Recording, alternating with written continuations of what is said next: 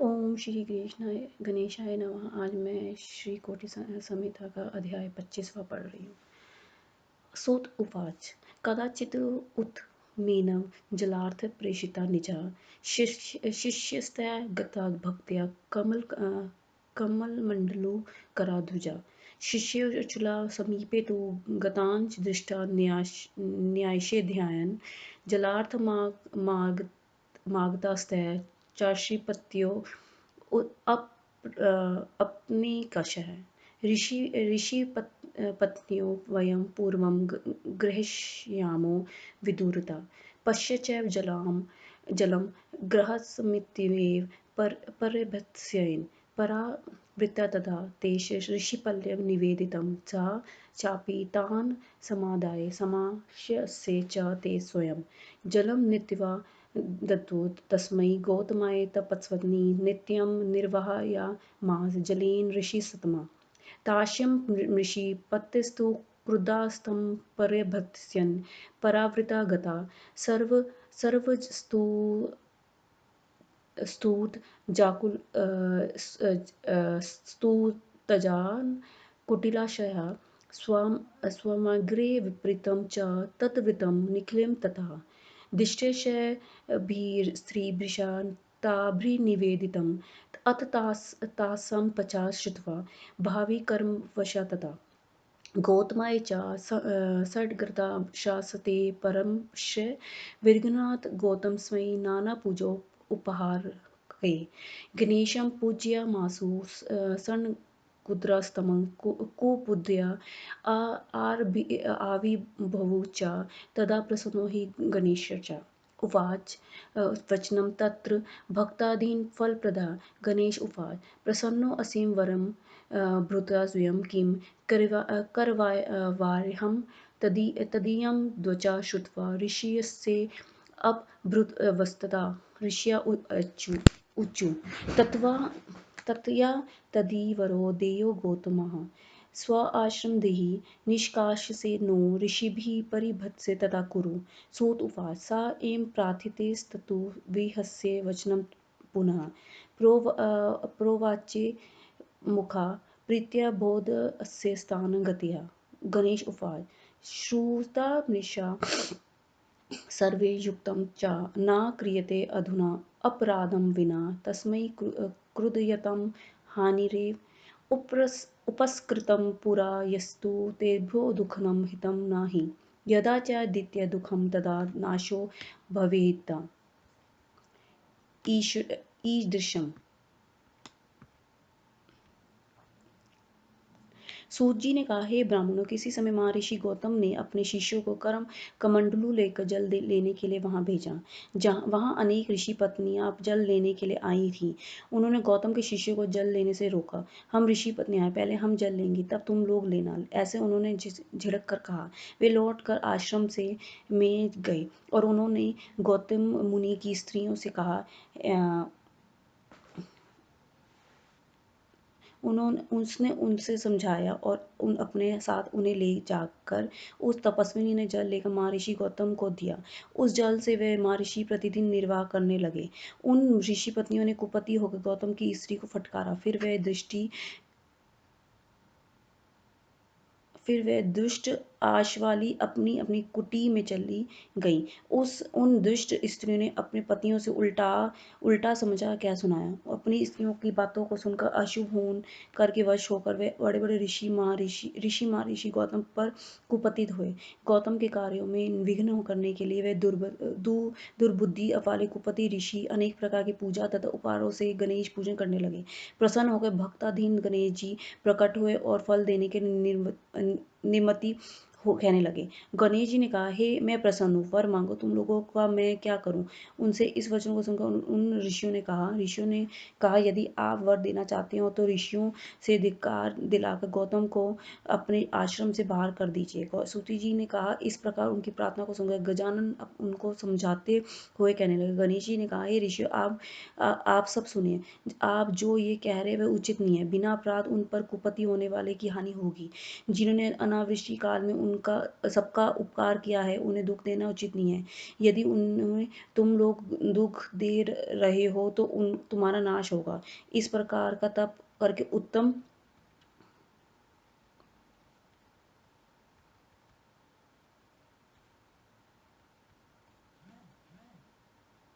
च तपा कृत्वा साधते फलमृतमं शुभं फलं स्वयं हित्वा साधते न हितं पुनः।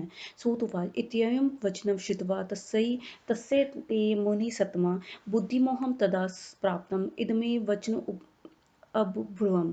ऋषि उवाच कर्तव्यं हि तत्त्वा स्वामिमिदमेव न चान्यथा इत्युक्तस्ततो तदा देवो गणेशो वाक्यं प्रभाति।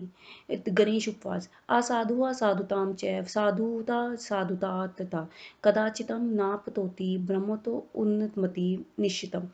यदा च भवतं दुःखं जात चान्शात् पुरा तदा दुःखं प्रदं वै गौतमेन महर्षिणा। इदानीं वे भवसृजन तस्मै दुःखं प्रदिति नेत उग्दं लोक सर्वथा सुरविचारताम्। स्त्रीबालमोहिता यूयं न मे वाक्यं करिष्ठा एतदुक्त्वा तमुं तस्य भविष्यति न संशयः। पुनश्च मृषेशे श्रेष्ठो दास्यते वः दुःखसुखं ध्रुवं तारणं न च युक्तं स्यादरुमार्यं वृणीति वै।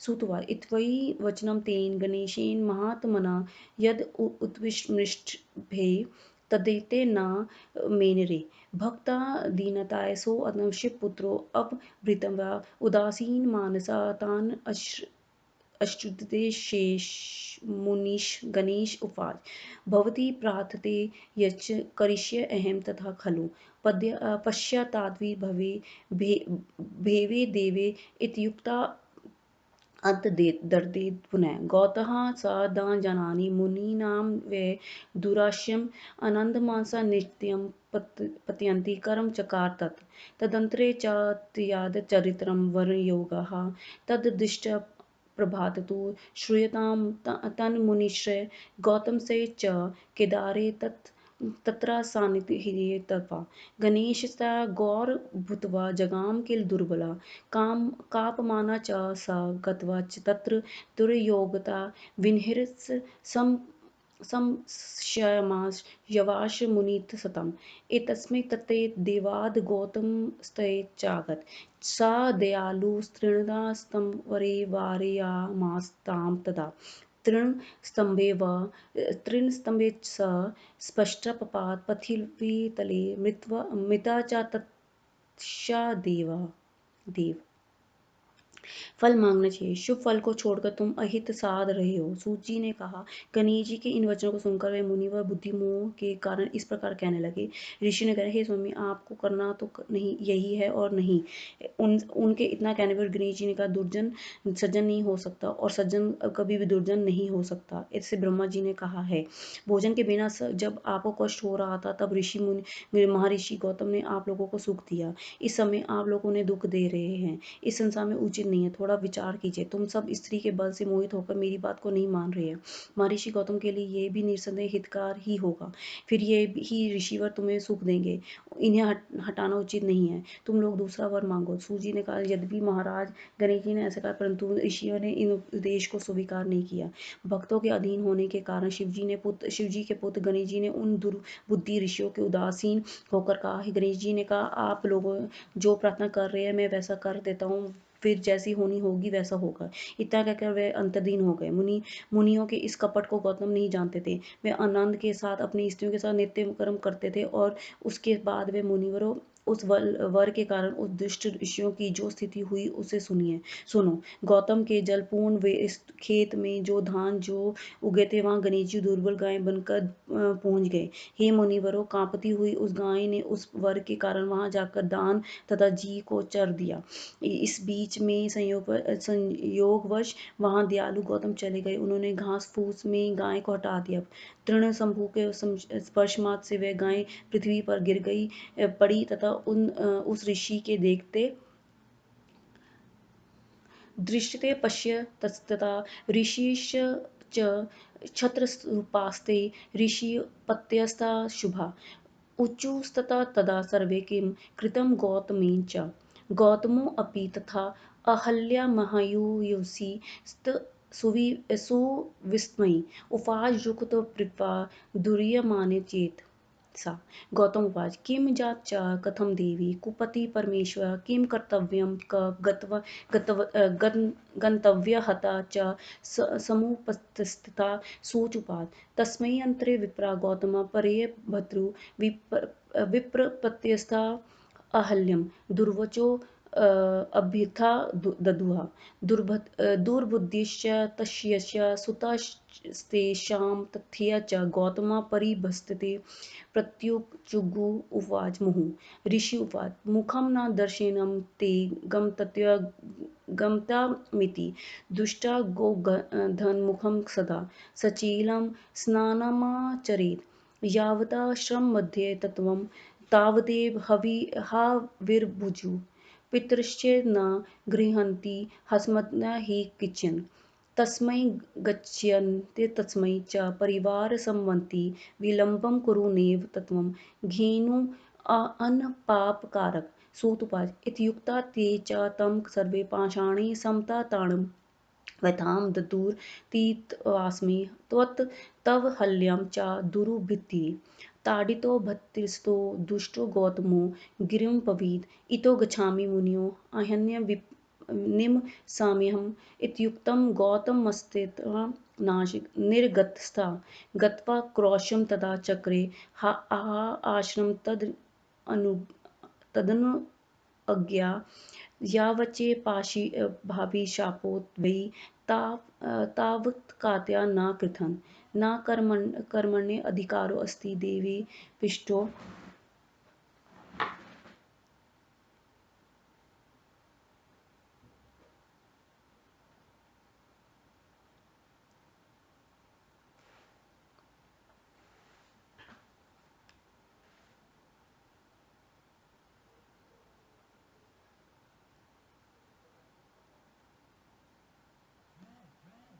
दुर्वचे तस्य सुतास्य गौतम परिवृते सुषुव मुखं न दर्शनीयं ते गन्तव्यमिति दृष्ट्वा गोधनमुखं सदा सचेलं स्नानं चरेत् यावदाश्रममध्ये तं तावदेव हाविर्भुजा पितरश्च न गृह्णान्ति हस्मै तदा हि किञ्चन तस्मै गत्वा तस्य च परिवारसम्मति विलम्बं कुरुनेव तं धेनु पापकारक सूत उवाच इत्युक्ता ते च तं सर्वे पाषाणैः समताडयन् व्यर्थं दुरुतीतमास्य तव हल्यं च दुरुतिथि ताडितो भ्रातृस्तो दुष्टे गौतमिन् गिरंवृधि इतो गच्छामि मुनयो हान्यत्र निवसाम्यहम् इत्युक्तं गौतमस्य सनात निर्गतस्तथा गत्वा क्रोशः तदा चक्रे आश्रमं तदनुज्ञा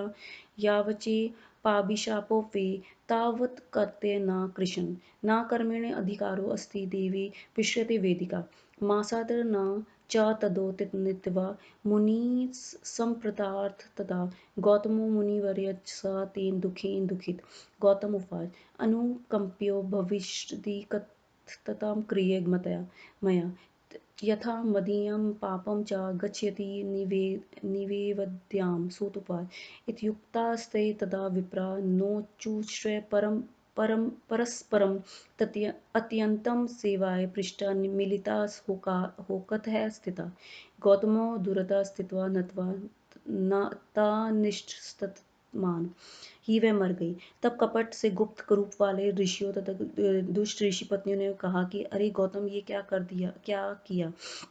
हे ब्राह्मणों आश्चर्यचकित गौतम ने अहल्या को बुलाकर दुखित मन से कहा। गौतम ने कहा हे देवी ये क्या हुआ, कैसे हुआ, क्या हमारे ऊपर परमेश्वर कुपित है, क्या करना चाहिए, कहाँ जाना चाहिए, ये तो गो हत्या हो गई।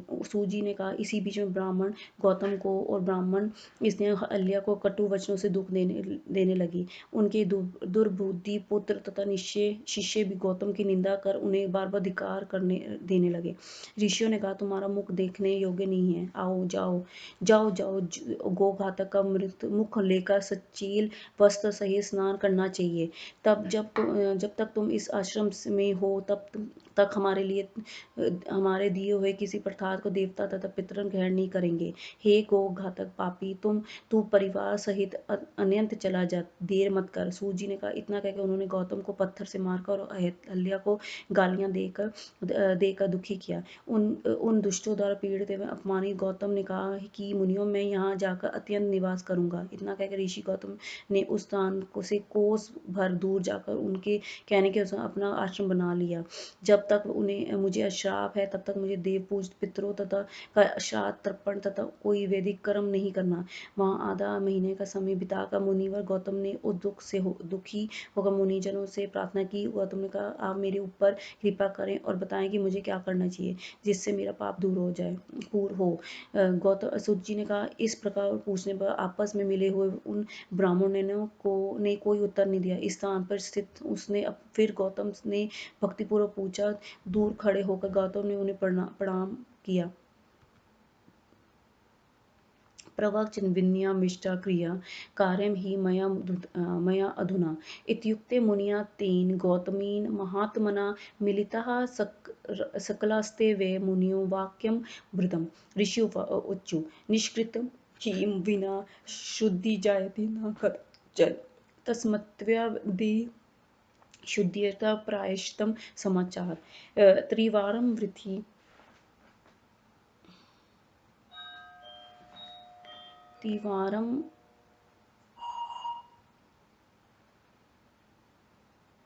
त्रिवारं पृथिवी सर्वकरं पापं प्रकाशयन् मुनिरागत्य च त्रेतवचर मासव्रतं तथा शतमे कोत्तरे चैव ब्राह्मणो अस्य गिरेस्ता प्रकरणं विद्यारेव शुद्धिस्ते च भविष्यति।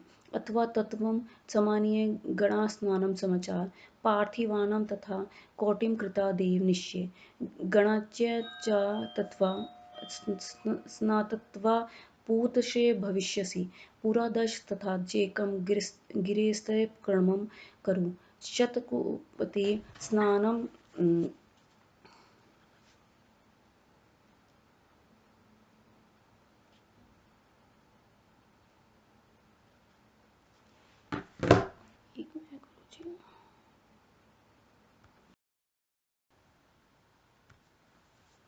अथवा तत्त्वं समानीय गणगास्नानं समाचार पार्थिवानां तथा कोटिं कृत्वा देवं निश्चय गणाज्ञा च तथा स्नात्वा पूतश्च भविष्यसि पुरा तथा चैकं गिरिस्तत्त्वं कर्मं कुरु शतकुम्भीस्तथा स्नात्वा पार्थिवं निष्कृता भवेत् इति तत्र ऋषिभिः प्रोत्स्थितेयुक्तमिति उवाच। पार्थिवानां तथा पूज्यानां गिरे प्राकरणं तथा करिष्यामि मुनिश्रेष्ठ आज्ञा श्रीमतामहे इत्युक्ता षष्ठीवर्या कृत्वा प्राकरणं गिरः पूज्यमात् निर्वाये पार्थिवान्मुनिस्तथा अहल्या च तथा साध्वी तच्च सर्वं चकार सा शिष्याय प्रतिशिष्याश्चक्रो सेवां ततोस्तथा इति श्रीशिवमहापुराणे चतुर्थकोटिसंहितायां गौतम व्यवस्था वर्णनम नाम पश्चविंशो अध्याय। कर विनती भाव से पूछा कि तुम मुझे क्या करना चाहिए। गौतम मुनि के इस प्रकार कहने पर परस्पर मिले हुए उन मुनियों ने कहा, ऋषियों ने कहा, पश्यति प्रायश्चित के बिना देह शुद्धि नहीं होती, अतः तुम देह शुद्धि के लिए प्रायश्चित करो। अपने पाप को प्रकट करते हुए 3 बार संपूर्ण पृथ्वी की परिक्रमा करो, फिर यहीं आकर महीने भर तक उपवास करो। इस ब्रह्मा के पर्वत की 101 बार परिक्रमा करने पर तुम्हारी शुद्धि होगी। अथवा तुम भूतल में गंगा को ले लाकर गंगा स्नान करो, करोड़ पार्थिव लिंग बनाकर उनमें शिवजी की पूजा करो। उनके बाद पुनः गंगा स्नान कर 11 बार पहाड़ की परिक्रमा करो। 100 घड़े गंगा जल से पार्थिव लिंग को स्नान कराकर शुद्ध होगी। ऋषियों के इन वचनों को गौतम ने स्वीकार किया। आप लोगों की आज्ञा से पार्थिव पूजन तथा और पर्वत की परिक्रमा करूंगा। ऐसा कहकर ऋषिश्वर ने पहाड़ की परिक्रमा करके पार्थिव बनाकर उनकी पूजा की। अहल्या ने भी वही सब किया। उस समय उनके शिष्यों तथा प्राशिष्यों ने उन दोनों की सेवा की। इस प्रकार परम महेश्वर पंडित तारादत्त त्रिपाठी के पुत्र डॉक्टर ब्रह्मानंद त्रिपाठी द्वारा रचित शिव टीका टिप्पणी आदि से संवलित शिव महापुराण में गौतम व्यवस्था वर्णन नामक 25वां अध्याय समाप्त। 26वां अध्याय। सूत उवाच एवं कृते तु ऋषिणा सस्त्रीकेन द्विजा शिवा आविर्भूत् स शिवा प्रसन्न स गणस्तथा अथ प्रसन्नः स शिवो वर्णं ब्रूहि महामुने प्रसन्नोऽयं सुभक्त्या त इत्युवाच कृपानिधिः। तदा तत् सुन्दरं रूपा दृष्ट्या शम्भो महात्मनः प्रणम्य शङ्करं भक्त्या स्तुतीत्ं चक्रे मुदान्विता स्तुत्वा बहु प्रणमेष्यं भद्रा जटिलपुटा स्थिता निष्पापं करो मा देवाब्रवीदिति स गौतमः। इत्याकर्णवचस्य गौतमस्य महात्मनः सुप्रसन्नतरो भूत्वा शिवो वाक्यमुपादते। शिव उवाच धन्योऽसि कृतकृतोऽसि निष्पापोऽसि सदा मुने एते दृष्ट्वा किल त्वं च चलितोऽसि खलात्मपि तव दर्शनाल्लोका निष्पापं भवन्ति हि किं पुनस्त्वते स प्रापो हि मदकृता सदा उपद्रवस्ते मुने यः कृतस्तु दुरात्मभि च ते पापस्य दुराचरा हत्यन्त एव हि एतेषां दर्शनान्ते पापिष्ठा सम्भवन्तु च कृतांश्च तथा जाता ने तेषां निष्कृतिः कचित्। सूत उवाच इत्युक्ता शङ्करस्तमे तेषां दुश्चरिता तदा बहु उवाच प्रभुवृत्या सत्करो असतु दृढङ्कता सर्वो उत्मिता स श्रुत्वा सुविस्मयतना ऋषयः सुप्रणम्य शिवं भक्त्या साजलि पुनर्भति।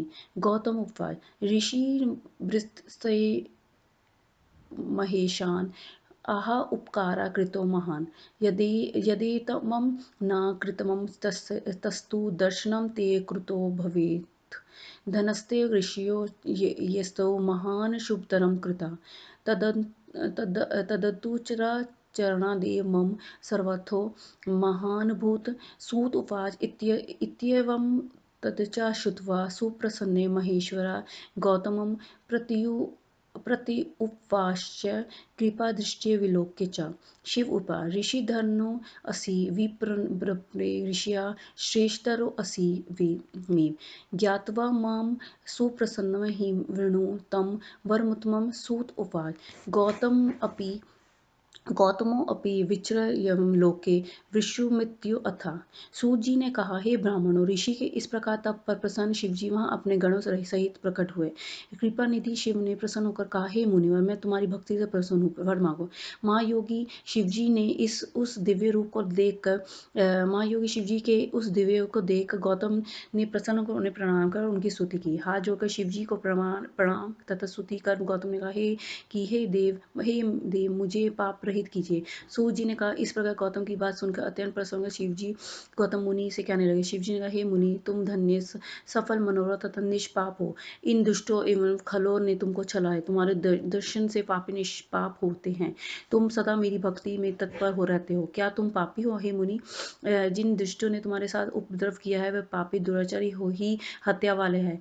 इनका दर्शन करने से लोग पापी तथा कृतज्ञ होंगे जिसका कोई प्रायश्चित नहीं है। सूत जी ने कहा सज्जनों को सद्गति तथा दुष्टों को दंड देने वाले शिवजी उनसे इतना कहकर हे ब्राह्मणों उन्होंने दुष्टों के बहुत से दुष्चरित कहे। शिवजी के वचनों को सुनकर आश्चर्यचकित गौतम ऋषि ने शिवजी को भक्ति पूर्वक प्रणाम कर फिर कहा। गौतम ने कहा हे शिवजी उन ऋषियों